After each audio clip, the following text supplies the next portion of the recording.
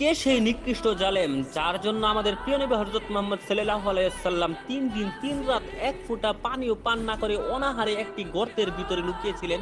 মক্কার কাফেররা যখন আমাদের প্রিয় নবী হযরত মুহাম্মদ সাল্লাল্লাহু আলাইহি সাল্লামকে হত্যা করার উদ্দেশ্য তার সম্পূর্ণ ভারী ঘিরাও করে ফেললো, তখন হযরত মুহাম্মদ সাল্লাল্লাহু আলাইহি সাল্লাম আল্লাহর আদেশে সৌর গুহার সেই অন্ধকার জায়গায় লুকিয়ে থাকেন, যেখানে না ছিল পানি না ছিল আলো। সেখানে হযরত মুহাম্মদ সাল্লাল্লাহু আলাইহি সাল্লাম 3 দিন 3 রাত এক ফোঁটা পানিও পান করতে পারেননি।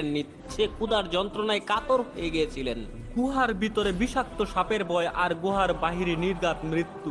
সেদিন আমার অসহায় নবীর কষ্টে মক্কা আকাশ বাতাস কেঁপে উঠছিল এবং গুহার পাথরের কান্নায় যেন পাথর গলে যাচ্ছে আমাদের প্রিয় নবী সাল্লাল্লাহু আলাইহি সাল্লামের কষ্টে। যেই নবীর কষ্টে জড় পাথর পর্যন্ত কেঁদে উঠেছে, আপনার মুমিন হৃদয়ে যদি কেঁদে ওঠে তাহলে এই ভিডিওর কমেন্ট বক্সে লিখুন আই লাভ মোহাম্মদ এবং চ্যানেলটি সাবস্ক্রাইব করুন।